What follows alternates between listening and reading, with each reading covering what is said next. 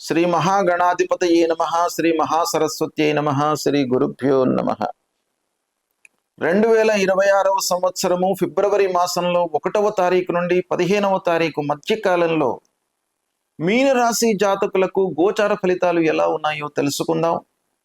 ఈ పక్షంలో గ్రహస్థితి 13వ తారీఖు వరకు మకర రాశిలో రవి సంచారము, తదనంతరం కుంభరాశిలోకి ప్రవేశిస్తున్నాడు.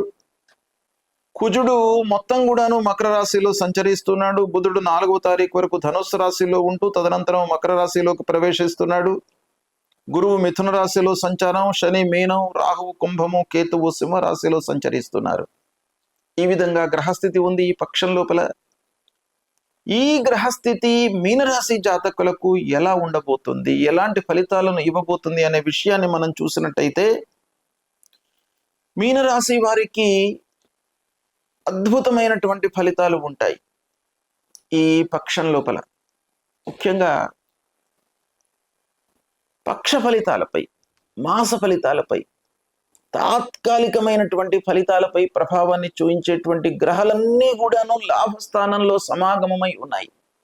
ఇది చాలా అనుకూలమైనటువంటి సంచారం. లాభస్థానంలో రవి, కుజుడు, బుధుడు, శుక్రుడు ఉన్నారు కనుక వ్యాపారస్తులకు వ్యాపారము లాభదాయకంగా కొనసాగుతుంది. ఉద్యోగ ప్రయత్నంలో ఉన్నటువంటి వారికి తాత్కాలికంగా ఉద్యోగం లభిస్తుంది. ఇక అర్ధాష్టమ స్థానంలో గురువు, తద్వారా ఏంటంటే ఇంటి లోపల కొంత అశాంతి అనేటువంటిది ఉంటుంది. దాన్ని మీరు రెక్టిఫై చేసుకోవడానికి ఏం చేయాలి? ప్రశాంతత కొరకి ముఖ్యంగా మౌనం అనేటువంటిది చాలా అవసరం. అంటే అనవసరమైనటువంటి విషయాలను చర్చించకుండా మీరు ఉన్నట్టయితే ప్రశాంతంగా ఉండేటువంటి అవకాశాలు ఉంటాయి. అయితే శ్రమకు తగినటువంటి ప్రతిఫలము మట్టుకు ఈ పక్షం లోపల కనబడుతుంది. అంటే జన్మస్థానంలో శని మూలకంగా శ్రమ ఎక్కువగా మీరు చేయవలసినటువంటి స్థితి ఏర్పడుతుంది. అయితే తాత్కాలికంగా లాభస్థానంలో అన్ని గ్రహాలు ఉన్నాయి కాబట్టి మీకు ఫలితం దక్కుతుంది. అంటే మీరు శ్రమ, ఫలితము రెండు కూడాను ఈ పక్షం లోపల కనబడుతున్నాయి. ఖర్చులు కూడాను ఉన్నాయి ఈ పక్షంలో. ఇకపోతే కార్య సాఫల్యత బాగా కనబడుతుంది కాబట్టి ఇది ఒక రకంగా మనకు సంతృప్తికరమైనటువంటి ఫలితం. వ్యాపారంలో అభివృద్ధి, ఉద్యోగంలో గుర్తింపు లభిస్తుంది. ఆఫీసులో తోటి వారితో కానివ్వండి, హైయప్స్తో కానివ్వండి, క్లయింట్స్తో కానివ్వండి, వీళ్ళందరితో కూడాను స్నేహపూర్వకంగా ఉంటూ వాళ్లకు కావలసినటువంటి పనులను మీరు ఇన్ టైంలో పూర్తి చేయడం మూలకంగా చాలా గుర్తింపు లభిస్తుంది. మీ నైపుణ్యాన్ని, స్కిల్ను అందరు కూడాను గుర్తించేటువంటి అవకాశం కూడాను ఒక పక్కన కనబడుతుంది.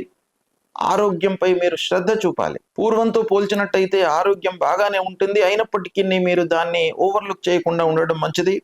విదేశీ ప్రయాణాలు కనబడుతున్నాయి.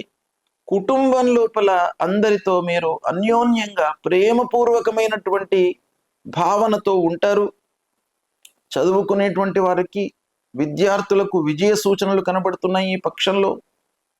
చతుర్థ స్థానంలో రాస్యాధిపతి ఉన్నాడు. ఇది ప్రత్యేకంగా ఏంటంటే చదువుకునేటువంటి వారికి చాలా ఉపయోగకరమైనటువంటి యోగం. వివాహ ప్రయత్నాలలో ఉన్నటువంటి వారికి అనుకూలం. ప్రయాణాలు కలిసి వస్తాయి. ఇకపోతే సంగీత, సాహిత్య, కళల లోపల ఉన్నటువంటి వారికి, మీడియా రంగం లోపల ఉన్నటువంటి వారికి, సాఫ్ట్వేర్ రంగంలో ఉన్నటువంటి వారికి తాత్కాలికంగా మీకు మంచి ప్రయోజనకరమైనటువంటి అవకాశాలు బాగా కనబడుతున్నాయి. దాన్ని సద్వినియోగపరచుకోండి. ఇకపోతే మీనరాశి వారు ముఖ్యంగా దత్తాత్రేయ స్వామిని కొలవండి. ఈ పక్షం లోపల దక్షిణామూర్తి స్తోత్ర పారాయణం చేసుకోండి. తల్లిదండ్రులను సేవించండి. మీకు అన్ని విషయాల లోపల కూడాను సత్ఫలితాలు కలుగుతాయి. శుభం.